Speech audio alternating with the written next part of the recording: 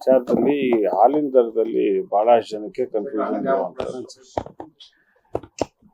ಮುಂಚೆ ನಾವು ಅದ್ರಲ್ಲಿ 50 ml ಜಾಸ್ತಿ ಮಾಡಿ ಅದನ್ನ ರೇಟ್ 4 ರೂಪಾಯಿ ಇದು ಮಾಡಿದ್ದು. 50 ml ಜಾಸ್ತಿ ಇತ್ತು. ಅದ್ಯಾರಿಗೂ ರೈತರಿಗೆ ಅದ್ರ ಜನಕಾರಿ ನಾಗರಿಕರಿಗೆ ಅದ್ರ ಬಗ್ಗೆ ಮಾಹಿತಿ ಇಲ್ಲ.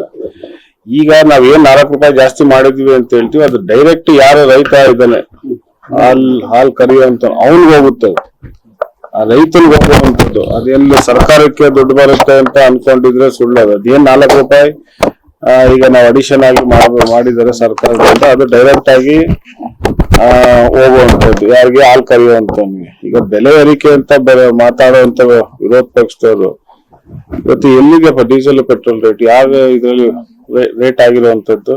ಇವತ್ತು ಡಾಲರ್ ರೇಟ್ ಎಷ್ಟಿದೆ, ಚಿನ್ನದ ರೇಟ್ ಎಷ್ಟಿದೆ, ಅದ್ರ ಬಗ್ಗೆ ಅವ್ರು ಯಾರು ಮಾತಾಡೋದಿಲ್ಲ. ಹೌದಲ್ಲ?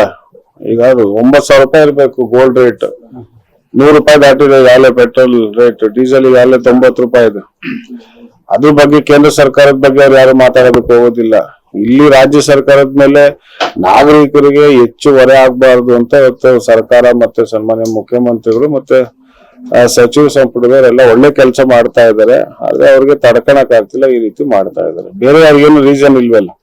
ವಿರೋಧ ಪಕ್ಷ ಅಂತ ಬಂದ್ಮೇಲೆ ಏನಾದ್ರು ಮಾತಾಡ್ಬೇಕು, ಅವರು ಡೆಲ್ಲಿಯಲ್ಲಿ ತೋರಿಸ್ಬೇಕಲ್ಲ ನಾವು ಇದ್ದೀವಿ ಅಂತ. ಸೊ ರಾಜ್ಯದ ಜನಕ್ಕೆ ತೋರಿಸ್ಬೇಕು ನಾವು ಇದ್ದೀವಿ, ಇನ್ನ ಚಲಾವಣೆಯಲ್ಲಿ ಇದ್ದೀವಿ ಅಂತ. ಅದರಿಂದ ಈ ತರ ಪ್ರತಿಭಟನೆ ಮಾಡ್ತಾ ಇದ್ದಾರೆ.